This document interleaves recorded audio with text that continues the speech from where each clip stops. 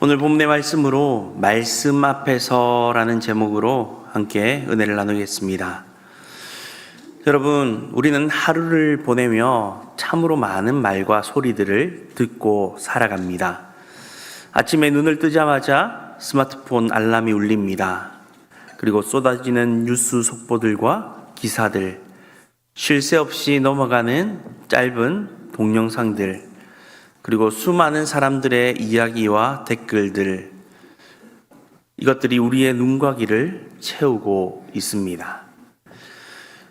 말은 그 어느 때보다 넘쳐나지만 정작 내 영혼을 살리는 생명의 한 말씀 앞에 조용히 앉아보신 적이 언제입니까?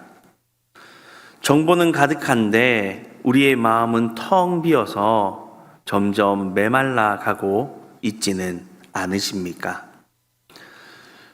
구약 성경을 보면 이스라엘 백성들이 시내산 아래 섰을 때나 또 포로 생활 귀한 후 수문학 광장에 모여서 새벽부터 정오까지 그 율법책 하나님의 말씀에 귀 기울였을 때에 일어났던 일들이 무엇입니까? 그들의 무너졌던 삶이 다시 견고하게 세워지는 놀라운 역사가 나타났습니다. 여러분, 이렇듯 사람이 하나님의 말씀 앞에 진지하게 앉아 있을 때 영혼의 기적이 시작됩니다. 오늘 사도행전의 본문은 우리를 가이사랴에 있는 한 이방인의 집, 고넬료의 집으로 초대합니다. 그 고넬료의 집 거실을 보면 많은 사람들이 모여 말씀 앞에 앉았습니다. 그리고 그 평범한 거실에서 하늘이 열리는 기적이 일어났습니다. 여러분, 오늘 설교의 핵심은 이것입니다. 하나님은 말씀 앞에 앉은 사람에게 친히 찾아오시고 선포되는 그 말씀으로 구원을 이루십니다. 이 놀라운 은혜의 현장으로 함께 들어가 보겠습니다. 먼저 첫 번째 본문을 통해 바라보게 되는 것은 23절에서 33절 말씀을 통해 말씀 앞에 앉은 사람들을 바라보게 됩니다. 환상을 본 다음날 아침 베드로는 머뭇거리지 않습니다. 즉시 순종하여 길을 떠납니다. 이것은 아브라함이 하나님의 명령에 다음날 아침 일찍 일어났던 것처럼 하나님의 분명하신 뜻 앞에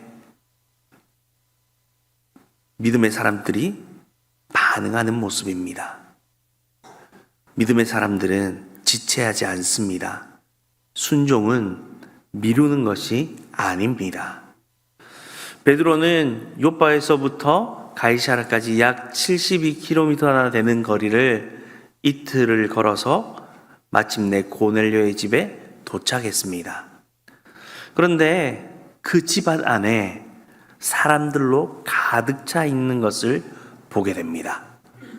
고넬료가 자기의 친척과 가까운 친구들을 다 불러 모았기 때문입니다. 여러분, 이것을 놓치지 마십시오. 고넬료는 이 놀라운 복음을 자기 혼자 듣지 않았습니다. 사랑하는 사람들을 데려와 함께 앉혔습니다. 여러분, 참된 사랑은 내가 사랑하는 사람들을 말씀 앞으로 데려오는 것입니다. 참 사랑이신 하나님 앞으로 인도하는 것입니다. 여러분이 정말 아끼고 사랑하는 사람들이 있다면 한번 생각해 보십시오. 여러분의 손길은 그들을 어디로 초대하고 있으며 어디로 이끌고 계십니까? 이제 고넬료가 베드로를 향해 입을 엽니다. 이 첫 번째 대지의 중심과도 같은 고백입니다. 33절을 보십시오. 우리는 주께서 당신에게 명하신 모든 것을 듣고자 하여 다 하나님 앞에 있나이다. 아멘. 여러분, 이것을 주목하십시오. 하나님 앞에 있나이다. 여러분, 이것이 바로 생명의 말씀을 제대로 듣는 사람들의 태도입니다. 눈앞에 보이는 설교자가 아니라 지금 하나님이 나를 보고 계신다라는 거룩한 떨림으로 그 앞에 앉는 것입니다. 주님이 무엇을 요구하시든 무엇라 명령하시든 내 생각과 고집을 꺾고 순종하겠다라는 완벽한 준비가 된 마음입니다. 반대의 경우를 한번 생각해 볼까요? 마치 하나님이 안 계신 것처럼, 안 보이는 것처럼 예배 자리에 앉아 있는 사람들이 있습니다. 비록 몸은 예배당에 있지만 그 머릿속은 내일에 대한 염려와 걱정들로 여러 가지 복잡한 세상의 계산기를 두드리며 가득 차 있습니다.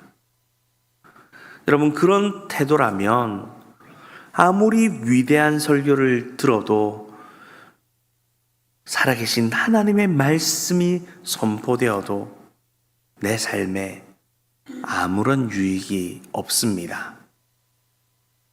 여러분, 이 시간 우리 자신을 정직하게 들여다봅시다.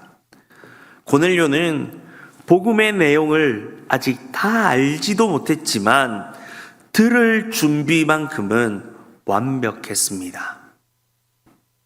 그러나 우리는 정반대일 때가 너무 많지 않습니까? 복음을 다 안다고 생각합니다. 말씀을 다 안다고 생각합니다. 그래서 정작 들으려 하지 않습니다. 오늘 여러분은 무엇 앞에 앉아 계십니까? 살아계신 하나님 앞입니까? 아니면 익숙해진 종교적 습관 앞입니까? 여러분, 이 오늘 본문이 주는 장면의 영적인 무게를 깊이 헤아려 보십시오. 고넬료가 어떤 자입니까? 지배국 로마의 막강한 권력을 지닌 장교입니다. 그가 식민지의 백성인, 그것도 어부 출신인 베드로의 발 앞에 자신의 모든 체면과 직위와 계급장을, 자존심을 내려놓고 겸손히 엎드린 것입니다. 우리는 어떻습니까? 바쁘다는 핑계로, 피곤하다라는 이유로 말씀의 자리를 너무나 쉽게 밀어내며 양보하지 않습니까? 생명의 말씀을 향한 이 고넬료의 타는 듯한 영적인 덕이와 그 갈급함, 그 간절함이 오늘 저와 여러분의 심령 안에도 강력하게 회복되어야 합니다. 여러분, 이렇게 온전한 준비가 된 사람들의 마음밭에 이제 베드로의 입을 통해 생명의 씨앗이 뿌려집니다. 두 번째, 34절에서 43절 말씀을 통해 바라보게 되는 것은 앉은 사람들에게 전해진 말씀입니다. 베드로가 입을 열어 첫 마디를 뗍니다. 34절입니다. 내가 참으로 하나님은 사람의 외모를 보지 아니하시고, 하나님은 유대인이라서 받아주시고 이방인이라서 내치시는 분이 아니라는 것입니다. 여러분, 이것은 이미 성경의 신명기와 로마서 등 성경 전체에 선포된 진리입니다. 세상은 어떻습니까? 겉모습, 학벌, 재산, 그 사람의 어떤 자격으로 줄을 세웁니다. 하지만 하나님 앞에서는 그 어떤 자격도 스펙도 통하지 않습니다. 이어서 베드로는 화평의 복음을 전합니다. 하나님은 유대인뿐만 아니라 저 먼 데 있는 이방인에게도 차별 없는 평강을 선언하셨습니다. 천사들이 노래했고 사도들이 전했던 이 화평은 오직 예수 그리스도로 말미암습니다. 여러분, 성경은 흩어진 파편들이 아닙니다. 구약의 선지자들과 신약의 사도들이 한 목소리로 외치는 것, 오직 예수 그리스도를 통한 온 인류의 화평을 가리키고 있는 것입니다. 여러분, 이 대봉을 꼭 붙잡으십시오. 기독교의 복음은 머리 아픈 철학이 아닙니다. 도덕적인 교과서가 아닙니다. 복음은 곧 나사렛 예수 그리스도라는 그분 자체입니다. 성령과 능력을 기름 붓듯 받은 예수님은 온 땅을 두루 다니시며 선한 일을 행하시고 억눌린 자들을 고치시는 긍휼을 베푸셨습니다. 그런데 세상이, 사람들이 그 은혜로 오신 예수님을 나무에 달아 죽였습니다. 나무에 달린 자는 하나님께 저주받은 자라고 신명기 21장 22절 23절은 말씀합니다. 저주받아 마땅한 가장 끔찍한 그 자리, 바로 거기에 예수님이 대신 달렸습니다. 누구를 위해서입니까? 갈라디아서 3장 13절의 말씀처럼 그리스도께서 우리를 위하여 저주받은 바 되사 율법의 저주에서 우리를 속량하시기 위함이었습니다. 내가 마땅히 받아야 할 그 죄의 저주와 형벌을 십자가에서 예수님께서 온몸으로 대신 받아내신 것, 여러분, 이것이 바로 복음의 핵심입니다. 십자가는 그저 교회의 지붕 위에 달린 장식품이 아닙니다. 나의 모든 교만과 이기적인 자아가 처참하게 부서져야 할 사형의 틀인 동시에 자격 없는 나를 살리시기 위해 창조주께서 친히 피 흘리신 맹목적인 사랑의 증거입니다. 여러분, 오늘 우리는 이 날 것 그대로의 아주 순수하고 거친 이 복음에 우리의 영혼이 뒤흔들리는 경험을 하고 계십니까? 그저 머리로만 끄덕이며 동의하는 얕은 지식을 넘어 내 삶의 주도권을 그분께 온전하게 내어드리는 진짜 항복과 결단이 바로 말씀 앞에서 일어나야 합니다. 그러나 예수 그리스도의 죽음으로 끝났다라면 우리에게는 소망이 없습니다. 베드로는 죽음 바로 뒤에 영광스러운 부활이 있음을 선포합니다. 하나님이 사흘 만에 그를 다시 살리셨고 그분은 수많은 증인들과 함께 먹고 마시며 부활을 증명하셨습니다. 사망 권세를 깨뜨리신 그 부활의 주님이 이제는 살아있는 자와 죽은 자의 영원한 재판장이 되셨습니다.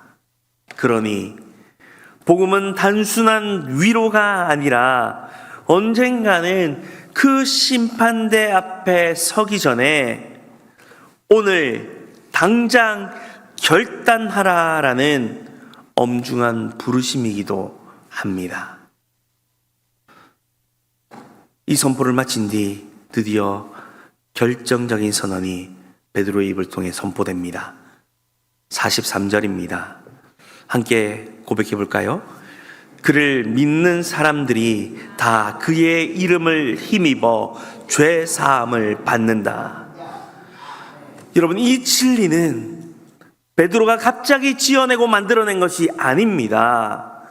구약의 모든 제사가 히브리서 9장 22절에서 말씀하듯 피 흘림이 없은즉 죄 사함이 없느니라 라고 외치며 가르쳤던 것처럼 진짜 어린 양이 바로 예수님이셨음을 선언하고 있는 것입니다.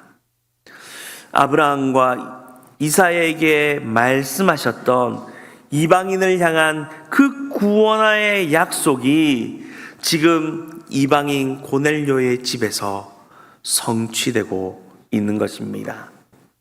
여러분, 구원은 내가 얼마나 착하게 살았는가에 달려있지 않습니다.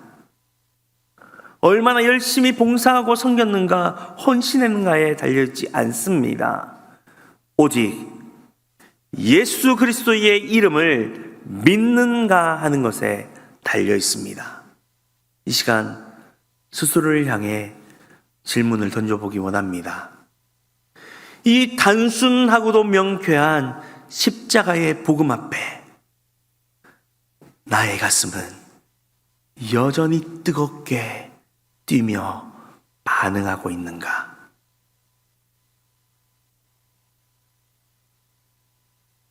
여러분, 오늘 본문을 보면 베드로의 이 설교가 채 끝나기도 전에 상상하지 못했던 놀라운 일이 벌어지는 것을 바라보게 됩니다.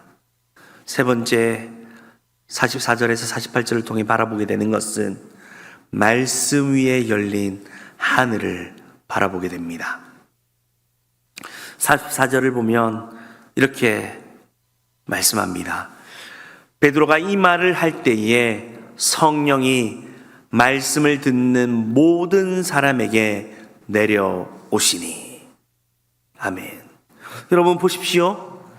아직 베드로의 설교가 다 끝나지도 않았습니다. 베드로가 결신을 시키며 기도를 시킨 것도 아닙니다.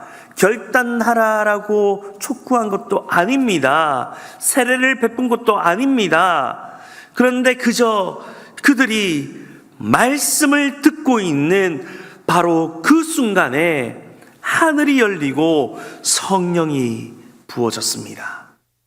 여러분, 이것은 하나님께서 이 베드로가 선포한 이 복음이 참됨을 친히 확증하신 사건입니다.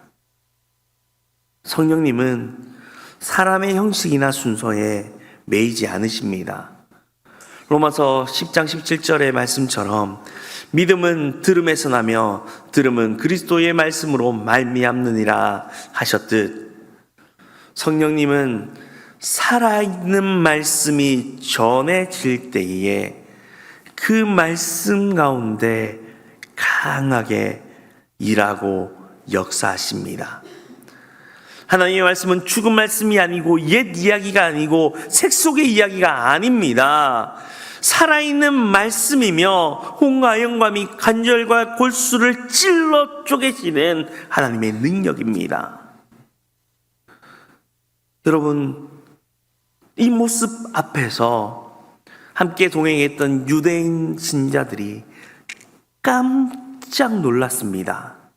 그들에게 있어서 구원은, 그 하나님의 구원의 약속은 오직 유대인들만의 전유물이라 생각을 했었기 때문입니다.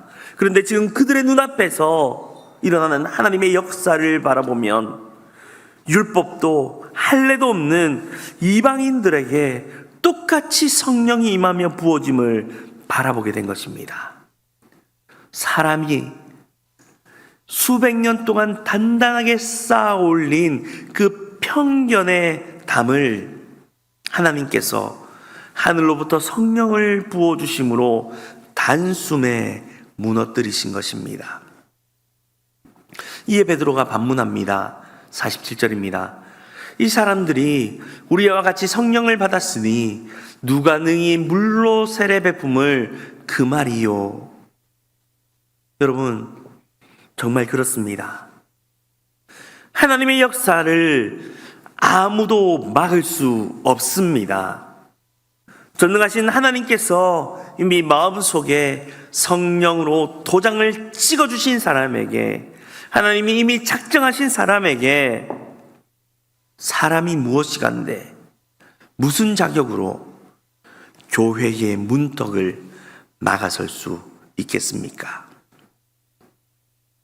여러분, 이 순서를 유의해서 보십시오. 성령 세례가 먼저였고 물 세례가 뒤따랐습니다. 이것은 하나님이 이미 마음으로 받으시고 구원하신 사람을 교회가 물 세례라는 눈에 보이는 예식을 통해 온 회중 앞에서 기쁘게 확인해 준다라는 것입니다. 하늘의 결정이 먼저 있었고 땅의 예식이 그 뒤를 순종하며 따라간 것입니다. 무엇을 의미합니까? 오늘날 많은 사람들이 화려한 프로그램이나 짜릿한 감정적인 체험에서 영적인 능력을 찾으려고 합니다. 하지만 성령 하나님은 오직 십자가의 순전한 말씀이 선포되고 그 말씀 앞에 정직하게 반응하는 사람들의 심령 위에 폭포수처럼 임하십니다. 사람의 재주가 아닙니다. 오직 살아계신 말씀이 성령을 통해 우리의 삶을 뒤집어 엎는 이 생생한 기적을 갈망하시기 원합니다. 여러분, 오늘 이 세 번째 대지는 우리에게 엄청난 위로와 소망을 주고 있습니다. 화려한 신비적인 체험이나 대단한 종교적인 자격이 필요한 것이 아니라는 것입니다. 그저 오늘 이 시간 이 예배당 안에서 혹은 방송으로 조용히 하나님의 말씀을 듣는 바로 그 순간, 하나님의 말씀 앞에 앉아 그 생명의 말씀을 진지하게 듣고 있는 바로 그 순간 하나님이 친히 일하시며 여러분의 영혼에 성령의 단비를 부어주시는 줄을 믿으시기 바랍니다. 말씀을 맺겠습니다. 다시 한번 오늘 설교의 핵심을 마음에 새깁시다. 하나님은 말씀 앞에 온전히 앉은 사람에게 친히 찾아오십니다. 그리고 선포되는 그 복음의 말씀으로 영혼을 구원하십니다. 고넬료의 거실에서 일어났던 이 놀라운 기적이 오늘 우리 교회의 예배당과 여러분의 심령 속에도 동일하게 일어날 줄 믿습니다. 이제 이 말씀을 붙들고 세 가지를 결단하며 나갑시다. 첫 번째, 핑계를 버리고 하나님 앞에 앉으십시오. 이 한 주 하루에 단 10분, 아니 단 5분이라도 좋습니다. 쏟아지는 스마트폰의 영상을 멈추고 세상의 소리를 귀를 닫고 성경을 펼치십시오. 고넬료처럼 주께서 명하신 것을 듣겠나이다 라는 마음으로 살아계신 하나님 앞에 진지하게 앉으십시오. 겸손히 듣는 자세가 모든 은혜의 시작입니다. 두 번째, 단순한 십자가의 복음 앞에 다시 서십시오. 나의 행실이나 선행이 나를 구원하지 않습니다. 오늘 오직 나를 대신해 그 저주의 나무에 달리신 예수 그리스도의 이름을 힘입어 우리가 죄사함을 받았습니다. 여러분, 이것이 복음을 듣는 자들에게는 영원한 생명의 시작이요, 또 믿음 위를 걷는 성도들에게는 잃어버린 은혜의 회복입니다. 이 복음 앞에, 십자가 앞에 다시 우리의 가슴이 뛰기를 바랍니다. 세 번째, 내가 세워둔 그 마음의 담장을 허물고 사람들을 초대하십시오. 베드로가 유대인의 한계를 넘어 그 문지방을 넘었듯 내가 속으로 밀어내고 판단했던 사람들에게 먼저 다가가 손을 내미십시오.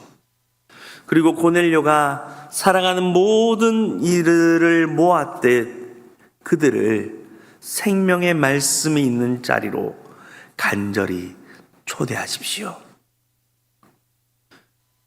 사랑하는 믿음의 동력자 여러분, 오늘 세상을 향해 바쁘게 열어두었던 우리의 길을 닫고 우리의 영혼을 살리는 하나님 말씀 앞으로 조용히 나아가십시다.